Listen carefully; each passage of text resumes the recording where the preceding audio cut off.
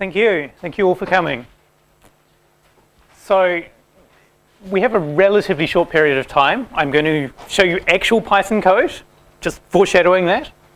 And our plan basically here is a bit of background on what software-defined networking is, what OpenFlow Network is, where Ryu fits into this, how you can kind of set up a little bit of a development environment that you can use, and then we'll run through an example as well.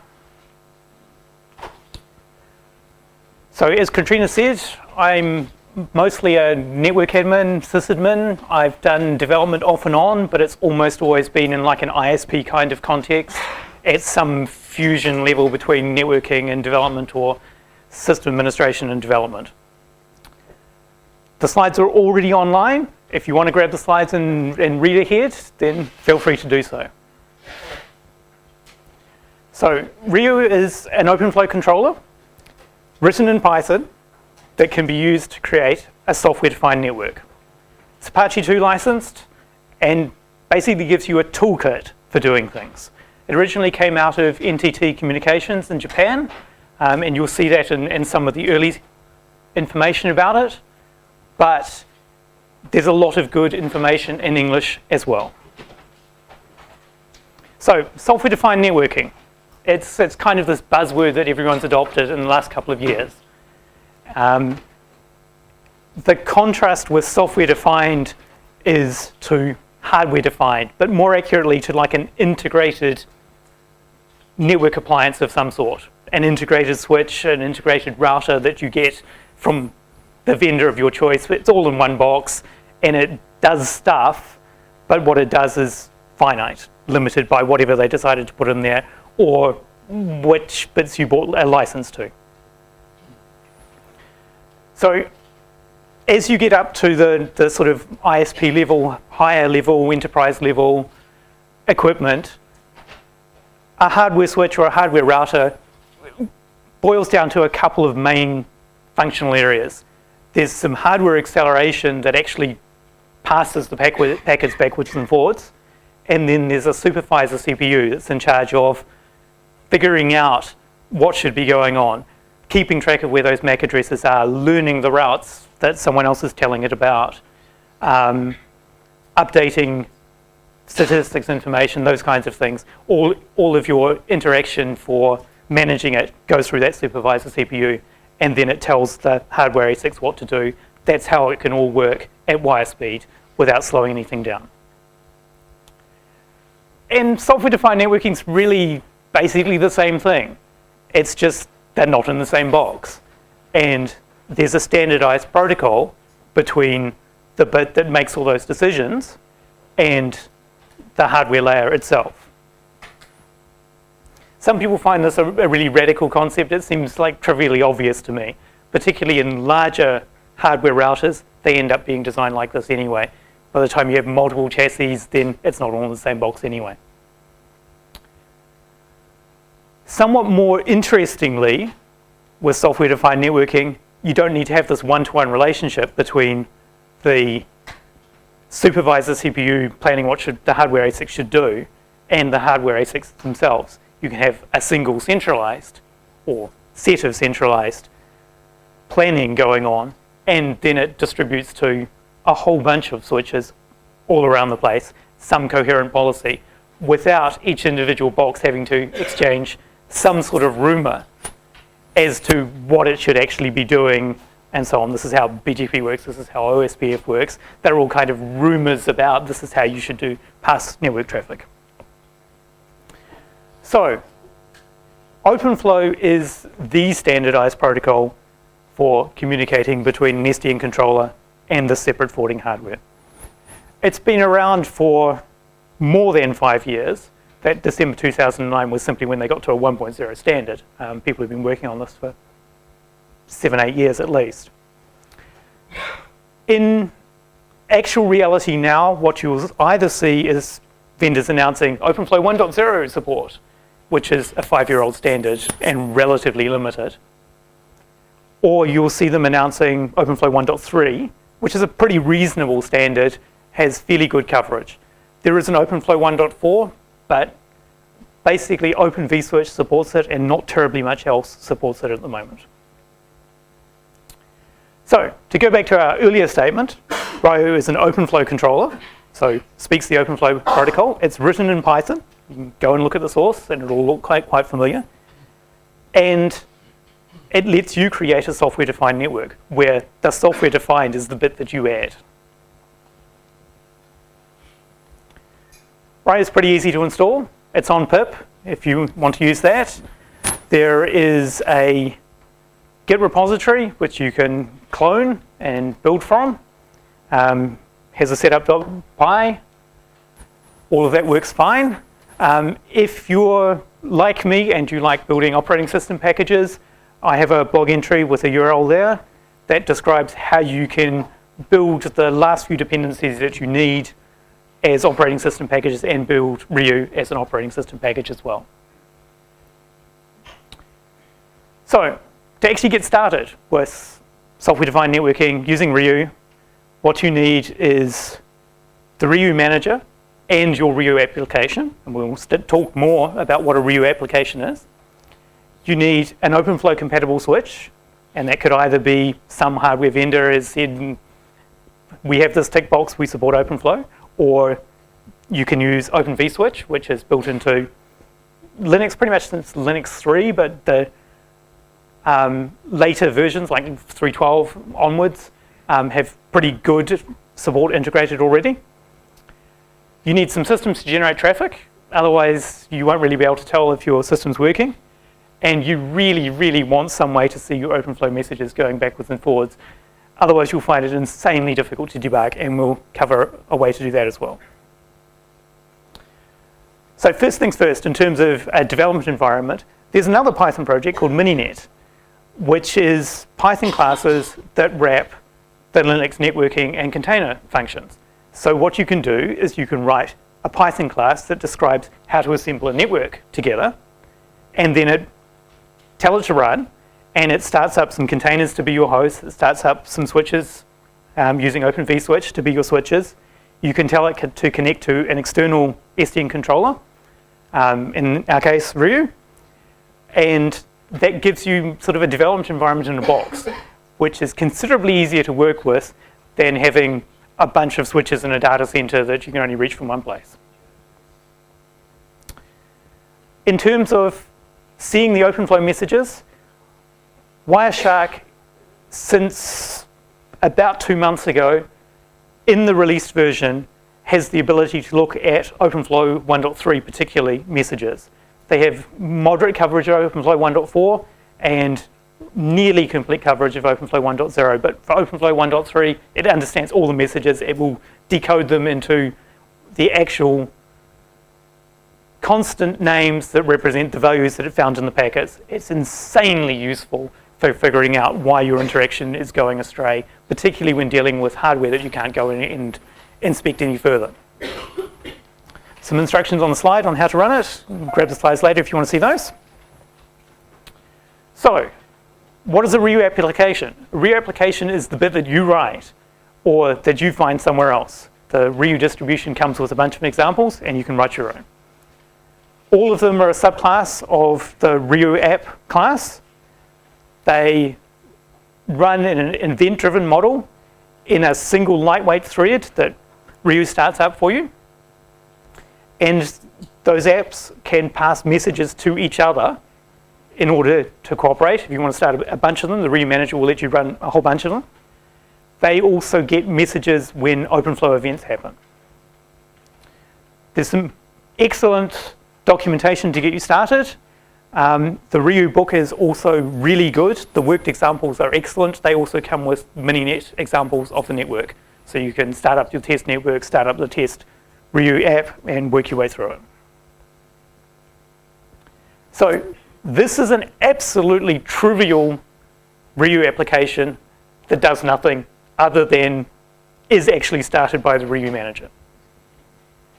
The key thing there is it's a subclass of the Ryu app, and it calls the init method of the Ryu app. You run these applications by running the Ryu manager and the name of your application or by giving it a config file that lists all of the applications you want. If you have more than one application, it makes sense to create a config file. If you only have one, then it can be quite useful just to run it from the command line. I have found with the most recent version, if you build packages, that it also starts a Ryu service. You might need to stop that if you're just doing development.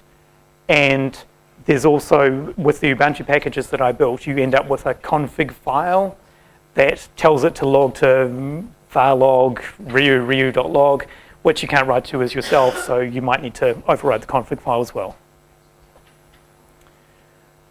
This is a slightly less minimal Ryu example. There's a bunch of imports at the top, which bring in various constants. Some of the key things to note here is the OpenFlow version. If you set this magic constant in your class, OFP_versions, then you can set that to the versions that your application is willing to work with. In particular, OpenFlow 1 and OpenFlow 1.3, so 1.0 and 1.3, have a fairly different model for how they handle a bunch of things. And if you want to handle both of them, you have a whole bunch of extra work to do. So if you know that your equipment will be 1.3, it can be useful just to declare this is the version that I handle.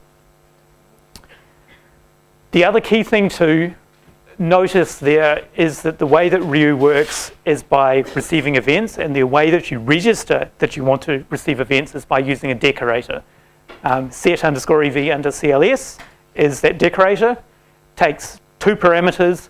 One is the name of the event that you want to receive, and the second is the name of the state of the Ryu manager when you want to receive that. Main dispatcher is pretty much the one you'll use almost all the time. There are a couple of others during the startup phase if you need to take over some of that functionality. So let's look at the sort of OpenFlow model for how it actually works. OpenFlow works with this notion of flows, and the flows are different from some of the other networking terminology for flows. They're not like NetFlow flows, they're not like firewall flows, they don't have state per se. What they are designed to do is to be implemented in a hardware ASIC and be stateless. So every single packet, what they do is they match against those packets. In a hardware switch, there's normally what's called a TCAM, ternary content addressable memory. And so that's wildcarded memory where it can look up all of the possible things in the TCAM at once, and the ones that match pop out. Makes it for a very efficient hardware implementation. Those flows have a priority, which is important because you can set a default flow rule and then override it, and we'll see an example of that. They have some timeout options. They have a cookie that you can use in your application for managing them. You can give them all unique values, keep a table of them, and so when you want to delete them later, you can reference them. They have a match pattern, which is wildcardable. That's one of the reasons for the TCAM. And then they have a set of instructions for what to do if that flow matches and is the highest priority one. So the matches themselves are general items of a network packet that you might care about. By no means all of them, but sort of layers 1 to 4, you have a reasonable selection of things you might expect. Import port being, where did the packet come into this switch? Ethernet max and frame types and stuff like that. IP addresses, if you're using OpenFlow 1.0, it's only IPv4. If you're using OpenFlow 1.3, IPv4 or IPv6, although you may have some constraints about how many of those matches you can combine together, particularly in hardware. Some hardware has sort of physical bus widths that it can match on. And you can match on sort of TCP ports, UDP ports, those kinds of things as well. In terms of instructions, they were introduced in OpenFlow 1.2. They let you do some more things than was possible before. OpenFlow 1.0 only has actions. So implicitly in OpenFlow 1.0, it does the action that you're saying. The main instructions that you end up using are ones around actions and go to the next table. If you're using OpenFlow 1.2 or later, you can have multiple tables depending on your hardware, and you can have this chain of logic for if this particular scenario happens, like the packet came in from our trusted host, go to the separate table and that has the instructions for that. And then you can handle special cases somewhere else.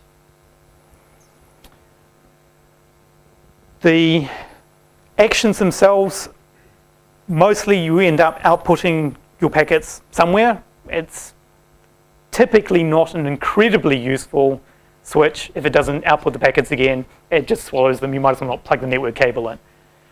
But you can choose not to output the packet as well, and it may be useful to filter things. In OpenFlow 1.2 and later, you can play with VLAN tags and MPLS tags and stuff like that. In terms of output, you can send it out a physical port. You can send it out all physical ports, flooding. You can send it to the controller, so you can send it to Ryu. Here's a packet I don't know what to do with. Please, Ryu, figure out a plan. So, moving on to our example. Really, really trivial example. There is a very simple layer 2 switch. There are 2 very simple hosts. They have addresses in the same network range. This is all layer 2. I wanted to try and keep the description quite simple. So we can, next 3 slides have Mininet code to implement that simple example. So those addresses, that switch, and so on. For Mininet, there's a whole bunch of imports and so on that you need to get the various classes that you want. And then you can build your own topology as a Python class. So here what we are doing is we're deriving from the Mininet topo class, topology class. We are using methods that are already on that class to add a host, H1, host H2, add a switch. The DPID there is an OpenFlow concept. It's a data plane ID, so that if you have the scenario where you have multiple switches connected to Ryu all at once, you can tell them apart. In this case, it needs to be, in Mininet, it needs to be a string of exactly that length, and I think it's a hex string from memory, but some number that you can identify.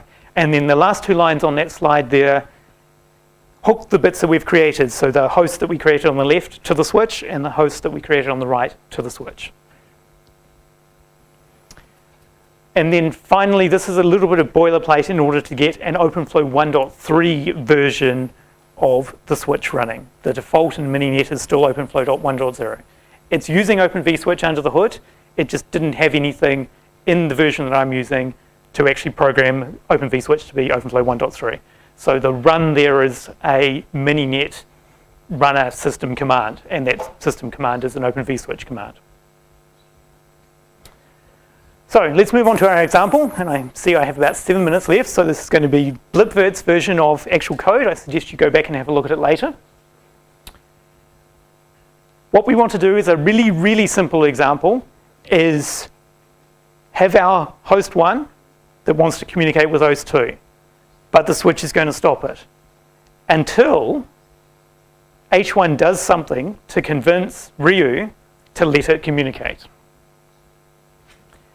And other than sending that convincing message, H1 doesn't have to do anything, H2 doesn't have to do anything. So there's sort of a drop-in, transparent filtering system. Some actual requirements. Always useful when you're developing software to have some idea where you're hoping to end up.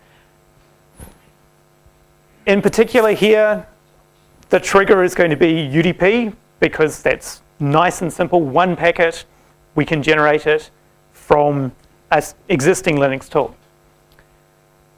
And then there's a bunch of simplifying assumptions. We're not going to filter ARP because that just like takes more slides. We're going to assume H2 only if a response doesn't initiate anything, because that would take more slides. We're going to assume IPv4 because it would take a bunch more slides to handle IPv6. We're going to flood traffic because there's 2 hosts, and so there's only one other place it can go. And we're going to ignore a bunch of error handling as well.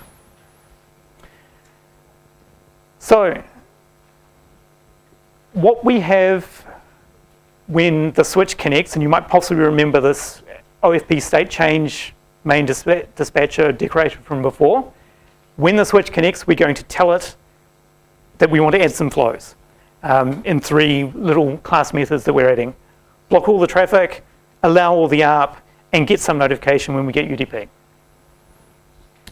So this is the block all the flows. Firstly, we're going to delete all the flows using another helper method that we will come to in the end, because that way you reset the state. Your switch is going to remember what was there before, and so if you've been through this process before and you want to retest it, it's really helpful to clear it out. Then we're going to add a couple of flows in there. The matches for those flows, OFP match lets you define a match that you're going to put in, have a whole bunch of parameters, all the things that we talked about before. In our case, we're matching on the input ports, and those constants came from this slide here at the top of our class for convenience. We're matching at low priority in order that we can put in some higher priority rules. And that low priority, again, is just a number. Higher numbers win. For port 2, we're just allowing all the traffic. It's going to be well behaved. We don't need to block it at all. So we said we were going to allow ARP. In order to allow ARP, we match on the Ethernet type that is ARP, and Ryu has a useful bunch of constants in the Ether module and the iNet module that you can just import and use those constants. What we're doing is we're saying flood it. We're putting that in as medium priority, so it overrides the low priority rules. It's a higher match. If it's an ARP packet, it gets handled by this. And then we're adding this flow here for traffic from port 1, host 1's port, where it's an IP packet and it matches UDP. And typically, if you want to match sort of layer 3, layer 4 things, you have to match it is the right Ethernet type, it's the right IP type, etc. In those instances, what we're doing is we're telling it, the switch, to output the packet to the controller, so that when a UDP packet comes in from host 1, the controller will get sent a copy of that. So what happens to that packet? Ryu generates an event of event OFP packet in. If you have decorated your method to say, I want to be called when one of these things happens, you get called. What we do here is we grab out the Ethernet information from that packet using some Ryu provided methods, modules, grab out the MAC address, and then we go looking in the packet. And this is an absolutely trivial example. We are literally looking for bytes in the packet, see if they're there. That magic cookie definition, again, is a really, really simple byte array. So do the bytes that we are expecting appear in that packet? If we spot them, then what we will do is run another method, which is going to install another flow. And so this flow here is the one that says, from the MAC address that we've just learned, add a higher priority flow that allows that traffic. So the effect is, once that magic packet is sent to the controller, it recognizes it has the right thing in it, it installs a flow that unlocks. So I've been told I have a minute left. We're going to rush through these. There's a couple of slides there that describe how to add flows, and basically a bunch of boilerplate. Delete flows, again, a bunch of boilerplate. You can go back and look at those. What does this look like when you run it? Firstly, when you run Mininet, you need to run it as root because it's starting up Linux containers and switches and things like that. It will start up the host that you've defined in your topology, start up the switch. In a separate window, you run the Ryu manager with your example application. The first half dozen messages are coming from Ryu as it recognizes that you have this Ryu application and it needs to handle OpenFlow and stuff like that. The remainders are log messages that we're outputting in our application. And it's very handy to be able to see where you're up to in debugging it. So as we start up Mininet like that, host 1 tries to ping itself, success. Host 1 tries to ping host 2, no answer. So how do we unlock it? And the reason for choosing UDP is because we can use dig. Dig is a DNS lookup tool. We use dig with a bunch of parameters so that it doesn't output very much. Send a packet that's going through the switch. In this case, we send it to host 2's address because that's convenient. And it happens to have the magic XYZZY string that we know that Ryu is going to look for. When Ryu sees that packet, it says, look, I've received this UDP packet, and inspects it, has the magic cookie, and so it runs the function that adds the extra flow, adds the high priority flow in there, and now traffic's allowed. Host 1 can ping host 2 now. System unlocked. So the flows before we unlocked, OVS OFCTL is an open vSwitch command, also quite useful to get some idea of what's actually installed. Those are the default ones that we installed when it connected. After the unlock, there's one extra flow. That one extra flow is priority 40, or the others are lower priority, so the priority 40 will be used in precedence if it matches. In this case, it matches based on the MAC address of host 1. So that's all. We do have a bit of time for questions. If you want the slides, the URL is there. The source that has been all divided up on these slides is also in that same directory as well. Questions?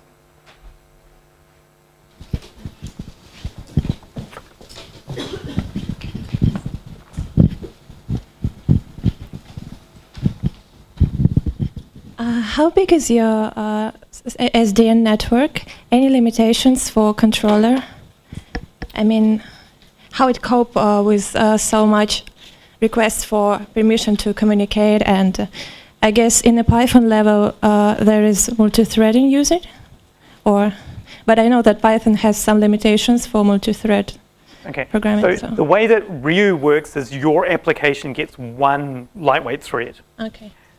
If you need to send a lot to a given switch, so that there will be a delay in sending all those through, and one of the projects I've worked on has this problem, it needs to send a few thousand flows down to the switch when the switch connects, then you might need to create a Ryu application to handle sending all those down to the switch, so that there's another Ryu application that can actually do the overall coordination, for instance. And then you can use the event passing in Ryu, so that the sort of top arching application tells this other application it's time to send all this information off, for instance.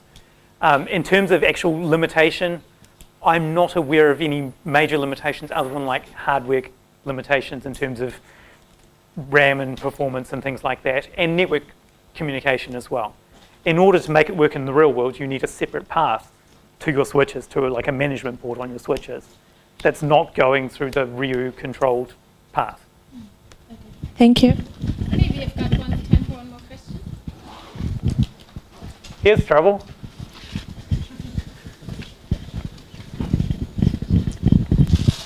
Thanks, actually. I guess I wanted to add something to your answer. So, I mean, the fantastic thing about Ryu is because being written in Python, you don't have to compile anything. You can do very rapid development in it. But sooner or later you're going to run out of horsepower. It's true. So to answer the other part of the question about like scale, so there are very large systems in existence, have been in existence in a number of years that use this, and it does work at very large scale. And there, not to say Ryu can't kind of get there, but it's just one piece of the puzzle. As an example, NTT Communications is a large telecommunications company, and they came up with this as part of something that they were working on. So I'm sure that they had scaling in mind. And you can create, it's all Python, right? So you can create a system where you have a set of Ryu managers that all communicate in some other way. Maybe they have a shared in-memory database, maybe they have their own sort of back-channel communication, and each of those Ryu managers can manage a set of switches. Yeah. In fact, if you use Google today, then you probably had at least some of your packets routed over an SDN application. So I claim that it scales. Thank you for the questions. Unfortunately, we are out of time right now, but you're welcome to ask here during lunch or afternoon tea some more questions.